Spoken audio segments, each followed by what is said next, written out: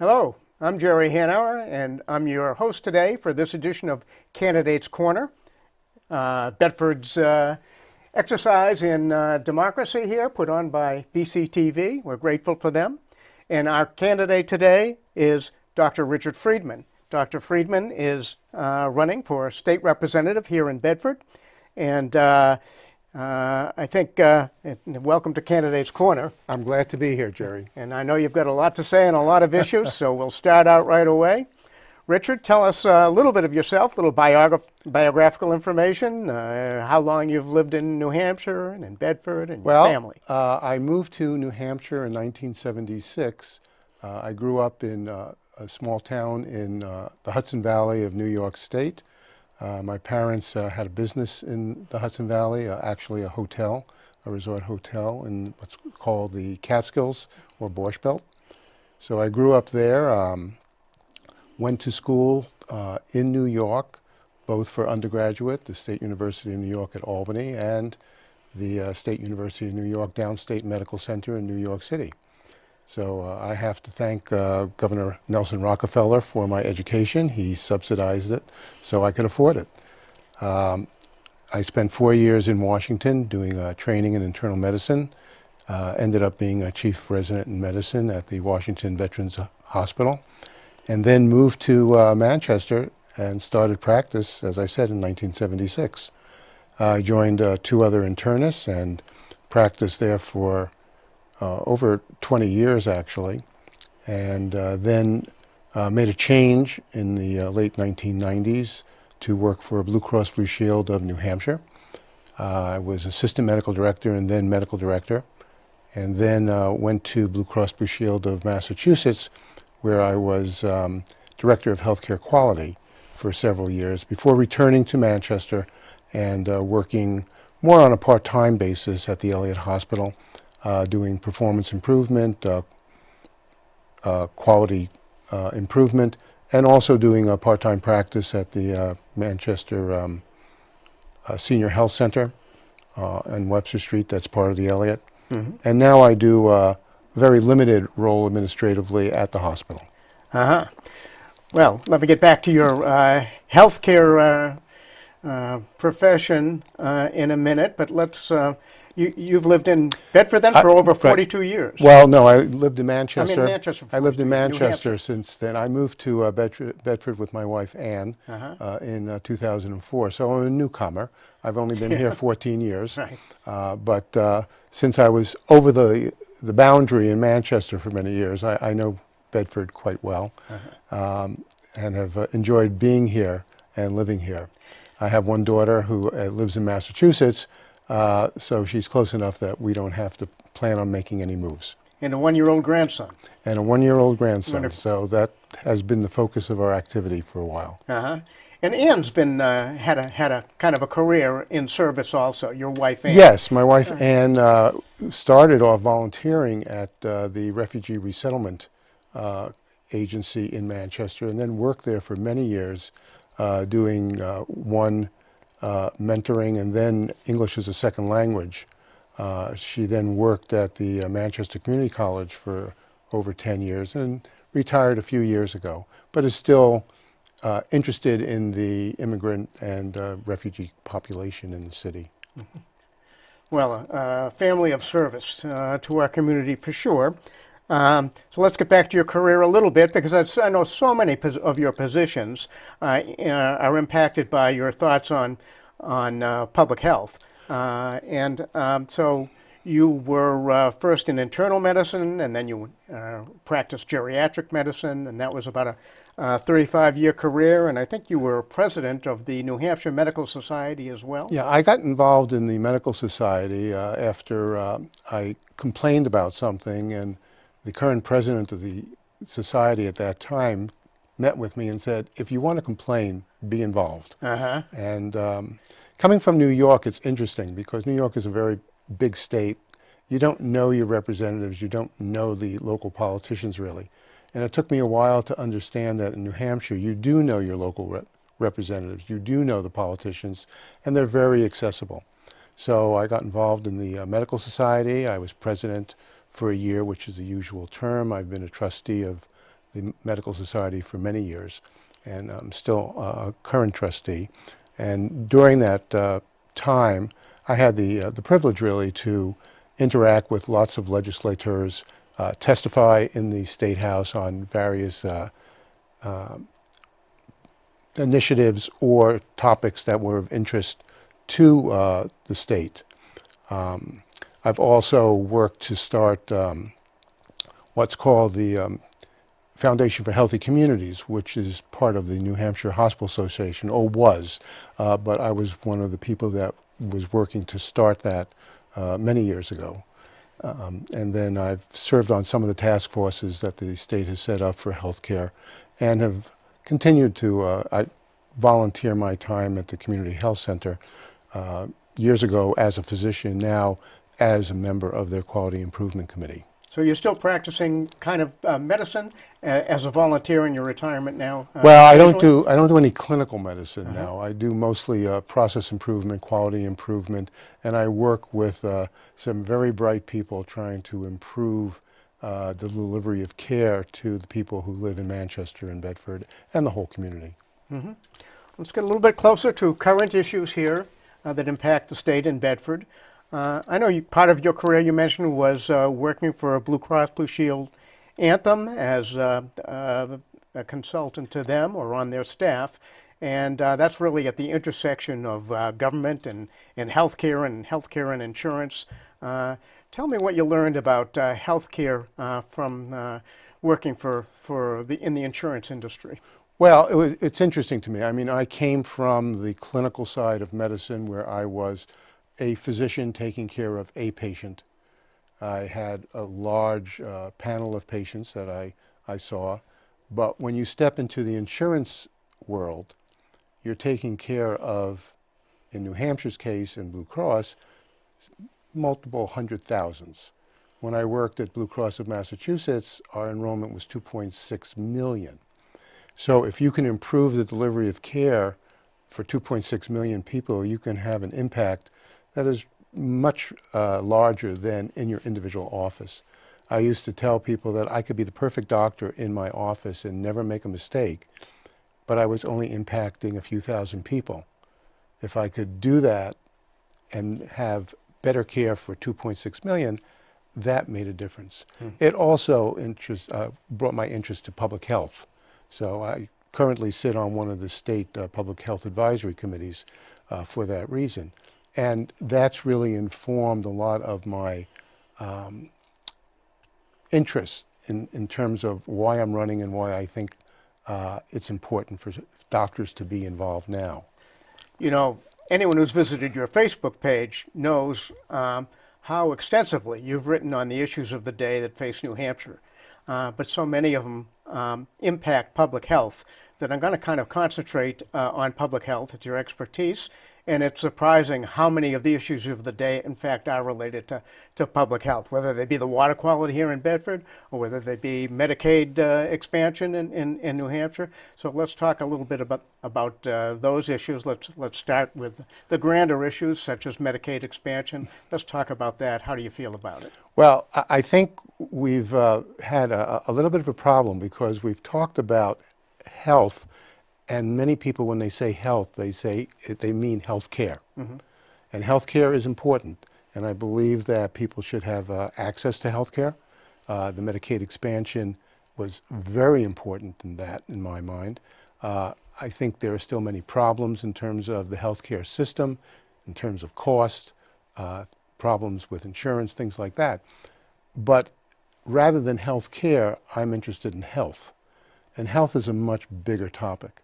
So health includes not just the health care that people get, but do they have adequate housing? Do they have adequate food security? Do they have access to education so they can make decisions which are in their best interest? And around the state, that can be much more important than currently in Bedford itself. But even in Bedford, we have opportunities to increase the opportunity for a good health. Mm-hmm. So I've looked at some of these issues, and the things that come out in my mind are the environment. we have this water contamination problem in Bedford, and that's part of health. And how does the state manage that? How do businesses that could be responsible for polluting or contaminating groundwater react? What is their responsibility? How do they make people whole? Their actions will have an impact on their home value, on their health of the family, and these things may not show up for years. So how do we do that? So that's one part of it. Along with that is the whole concept of climate change, which I know there's controversy as to man's impact. I personally believe that man has a big impact on the changing climate. But whatever you believe, even the federal government released a report recently that said they expect a 7 Fahrenheit degree increase by the end of the century. 7 Fahrenheit increase will have an effect on sea levels, and the projection is that downtown Portsmouth will disappear. So I think the governor and the legislature have a role in trying to say what is going to be our response to either try to prevent that from happening rather than just saying we can try to minimize the impact. You know, the United Nations just published a report yesterday, which was a landmark study. So we have huge organizations coming out very strongly saying that it's more dire than we believed. And I think even in our daily lives, people who are our age, remember what the climate was like, the number of 90-degree days in the summer up here, as opposed to when we were kids. It's noticeable even in our own lifetimes. Without question. And, you know, our state, we just had a 3-day holiday weekend and hundreds of thousands of people came in to see the foliage. They're not coming in 50 years if there are no maples. Yeah. And that's what the prediction is. There will not be maples. We will not have a maple sugar industry. Mm-hmm. I mean, I think the state has to start to accept that there are consequences to ignoring what is happening around us. Tell us some of your thoughts also impacting public health. I know you have some strong thoughts about the opioid epidemic. Well, yes. You know, I look at healthcare as opposed to health. And for healthcare, the two areas that I think resonate with me the most is one is the need to make sure that people have access. There's a lot of talk now about pre-existing disease coverage being restricted or various insurance companies not covering that. So that's one thing that is on my mind as a physician, because I know that most people walked into my office with pre-existing conditions, you know, and so that is a big deal. But as part of that access is the opioid crisis. And the opioid crisis is something which troubles me no end. We are losing a generation of people. I think it was 62,000 people died from opioid overdoses last year in our country. I liken it to several airplanes crashing every day, and yet no one seems to think that we need to do something urgently. There's a lot of federal money that has recently been released. Unfortunately, in our case, the federal government released the money, and within 5 weeks, we had to come up with a plan in the state to spend $24 million. So somehow people are not thinking, they're just throwing. And I'm worried that it'll be similar to what's been said about education, where more money isn't the answer because the money wasn't used correctly. So you have some specific ideas about where money ought to be spent and where it ought not be spent regarding the opioid. Well, I think it's even more basic than that, in that we really don't know what works best to help people who have an opioid addiction. We have inpatient treatment programs. They're 28 days. They're 28 days because that's what insurance benefits were. So they designed a inpatient stay around the benefit. Rather than for medical reasons. I think we have to turn it around and say, what is the best practice for treating this condition? And then figure out who needs to do it and how to finance it. So we need medicine to inform the bureaucracy rather than the other way I around. think though. so. Yeah. And I think that we also want to do this in a logical way and measure how well things work rather than just throwing money into the mix. But there are more and more people who are affected by this, because it's not just the person with the opioid addiction, it's their family, it's their children, it's their parents. They can't get back to work even if they're treated. So I think there's a whole host of issues that people are really not addressing. And I think that would be an area that I would certainly want to work at. And it impacts even the economy. I talked with business leaders, and business leaders say it's very difficult when you're interviewing prospective employees to find people whose lives are not disrupted by opioid addiction. So it affects the labor pool for sure, a pool which is too small for New Hampshire as it is. There's been, I think, a lot of reporting about how in some areas everybody who applies, not everybody, but many people who apply can't pass a drug screen. Yeah. We have to change our mind. There's what's called medical assisted treatment of opioid addiction using medications. Well, that is something which has been shown to be effective, but those people can't pass a drug screen because they're taking a drug. So I think our business colleagues have to kind of figure out how this is going to work. Let's talk about one more aspect directly about health before we quickly move on to well, everything's related to health, it seems, but let's talk about women's health right now. About Planned Parenthood funding. In 2016, there was a House resolution to eliminate Planned Parenthood funding, and fortunately it didn't pass, but in fact 4 of our Bedford state representatives voted to defund Planned Parenthood. I won't name them, but some are running again, and even for higher offices. Tell me about your thoughts on women's health and, and maybe on family leave also. It's very simple, because I believe that women have the right to choose their health care, what they want to do, and that's the end of it. So it really should not be a government decision. And how about Planned Parenthood's role in health of women, especially women who couldn't otherwise afford examinations? Planned Parenthood's major activity is in preventive health. It's with screenings for people in terms of cancer screening, mammography, pap smear. It's screening for sexually transmitted diseases. Most of it is basic health care. Somehow people seem to feel that all the money that they get goes to pregnancy termination, and that's not the case. None of it actually goes to it. That's a publicly raised. No government money goes to that. No government money goes in that direction. Yeah. So I don't think that needs to be said anymore. Plus, they do a great deal of family planning work. They do a great deal of family planning. And contraception is the antidote to abortions, it seems to me. Yes.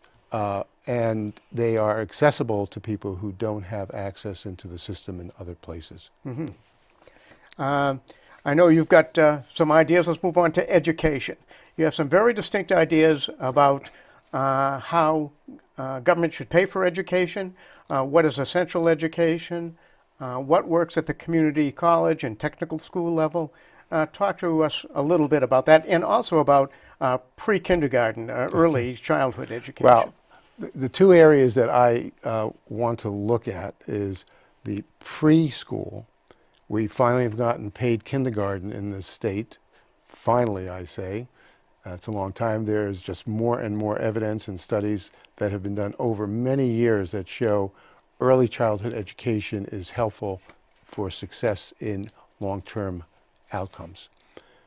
So I think that our state needs to kind of look at how can we support preschool education and programs. And I know that other states have done this, and one state that caught my attention was Oklahoma, which is a very conservative state, but they have made the statement that preschool education is important to their success, because if students do better and they do better not just because they're educated, but because they live a better life, it's better for the state. So I think that's one area that I really want to look into. The other is in the post-high school graduation group. New Hampshire is at the top or near the top for student debt and the percent of students who graduate who have debt. And it's unsustainable. Most families cannot pay for a college education now. I think the state has to do a better job, and I think business has to do a better job. I think that together we can come up with some sort of loan forgiveness program that will work to keep people in the state working and reward businesses that do that, whether they do it through apprentice programs or they do it through loan forgiveness programs because they're having staff that are working there. I think those are things we need to do. There is a lot of discussion about the aging of New Hampshire, that younger people are leaving the state because they either can't get good jobs or they can't afford to live here, or they have big debt and they have to have big salaries to cover that debt. So this is a way, I think, that we can do something like that. I know a few years ago the legislature rolled back the business profits tax. Well, I'm not just for increasing tax or rolling back tax. I think that we have to use it in an educated way. So why not reward those businesses that collaborate with us and do things which are beneficial for the state and take their tax and lower it? So a tax credit for educational Tax credit purposes. for educational purposes, or working with apprentice programs, things like that. Mm-hmm. I think there's a lot of innovative ways that we can do this rather than just slash taxes across the board and say we've helped things. Yep. Let's quickly go on to gun safety and gun rights versus societal effects of carrying weapons so freely in society. Talk to me about that. And again, this so much impacts on public health. This is, as you this say, is if they were public paid- health. Yeah. This is public health because what we do know is that if there is a gun in someone's house, there's a higher chance of having someone either have an injury, a child have an injury, or have suicide occur. So I think that gun safety includes a whole host of issues. Some of them are on the legal side in terms of background checks and making sure that people who want to have a gun don't have red flags so that they get a gun when they shouldn't, or if they have red flags, the guns are taken away. So I think gun safety includes that. I think there's responsibility issues. If people have guns in homes and they're either misused or not locked up or available to children, that's not right. So that's part of gun safety. I think that I have no interest in taking guns away from people or not letting them have guns. But I do think that we can do a better job on the background checks. I think we can do a better job on thinking about how guns are handled in the home so that they are kept safe and away from children. And I also think that there's new technology that allows gun identification in the sense that only the owner of the gun can shoot the gun, so that people can't pick up a gun and shoot it. So a child can't play with their parents' gun and use it. A robber can't take a gun from a policeman and use it. You know, it's surprising to me that there hasn't been a very pro-gun movement that's risen to the fore in our political discussion to, I wouldn't say counteract the NRA, but to offer a pro-gun but sensible approach to gun ownership and background checks. As it is, the NRA is opposed just reflexively to any measure which in any way restricts the use or availability of guns, no matter how dangerous they are, no matter whether they're mass killing machines or pistols. So it's surprising to me that there hasn't been a more a moderate version of the NRA, which believes in gun rights strongly, but also believes in public safety. Well, I think there have been lots of polls that have showed that most people support background checks. Most people support gun safety measures. So hopefully that can move forward. Dr. Friedman, I want to point out one thing while we have another minute. There are actually 7 slots for state representative who are representing Bedford. 6 of them are our own district, District 7. A 7th is a district which comprises both Amherst and Bedford. You're running for one of the 6 positions, but voters should know that there are 7 slots that they should be voting for a state representative, irrespective of whether I think it's 42 that includes both Amherst and Bedford, or whether it's 6. 7. You still have an opportunity to vote for 7 state representative candidates, and you'll be one of those. So I wanted to point that out. And I think your name on the ballot, you're Dr. Richard Friedman. I call you Rich. But I think on the ballot your name will be carried as Richard B. Friedman. I think so. I checked with the ballot, so you don't have to look for the doctor, but it'd be good to put a doctor in the house. But Right. Richard B. Friedman on the ballot. So Rich, we only got a minute or 2 left, so just talking to the camera and to the folks of Bedford and tell them why you'd like to be their state representative. Well, I've reached a point in my life where I have time and energy to kind of pay back. I feel I've been very fortunate. I grew up not wealthy at all, and thanks to what the government did, government programs, it showed me that government can help in making people successful in their lives. So I think this is my turn to pay back, to spend time trying to make sure that we do all that we can in New Hampshire to improve the lives of our citizens. And in my world, health and healthcare drive many of my ideas. So I hope that people will appreciate where I'm coming from and support my candidacy on Election Day. And I urge everyone to go out and vote on November 6th. That's a privilege of our democracy, and whether you support me or not, please go out and vote. Well, Rich, thanks very much for sharing Thank your you. views here on Candidates Corner. And let me thank BCTV while we're at it for doing this for the citizens of Bedford. And let me thank the citizens of Bedford who are watching today and remind them that they can vote at Bedford High School on Tuesday, November 6th from 7 a.m. to 7 p.m. Bring their ID. Bring your ID if you haven't registered for sure. Bring your ID anyway. Right, that's right. Yeah, photo ID, and we'll see you at the polls. Thanks Right. very much, Rich. Thank you, Jerry.